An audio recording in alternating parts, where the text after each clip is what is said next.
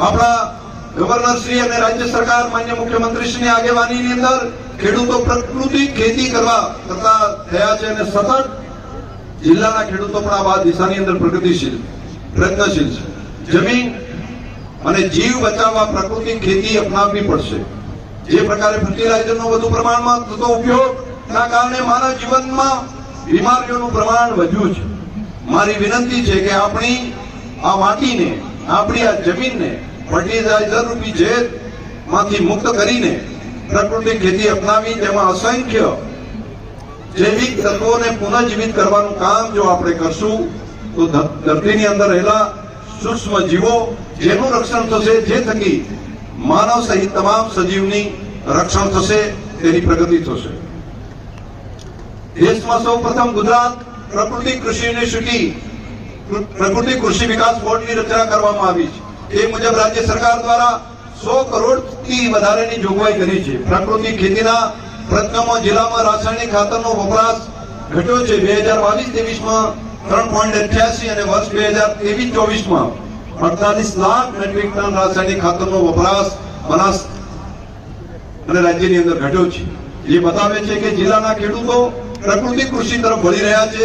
જિલ્લાના વહીવટી તંત્ર અને બનાસ ડેરીના સહયોગથી હરિયાળું બનાસ બનાવવા માટે વિવિધ સંસ્થાઓ પણ આ કાર્યક્રમની અંદર જોડાઈ છે।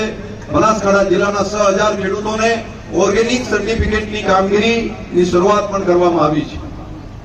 મિત્રો, છેલ્લા કેટલાય વર્ષથી વધુ પડતા રાસાયણિક ખાતરના ઉપયોગથી આપણા જમીનની જૈવિકતા જે ઘટી, એમાં રહેલા અસંખ્ય જીવોનું પ્રમાણ ઘટ્યું। આપણી જમીન ભવિષ્યમાં બિન ઉપજાઉ બને તે પહેલા આપણે સૌ સાથે મળીને આ કામને આગળ લેવું પડે। જિલ્લાની સહકારી સંસ્થા બનાસ ડેરીએ કીમાણા ખાતે પ્રવાહી ફર્ટિલાઇઝર લેબની શરૂઆત કરી છે।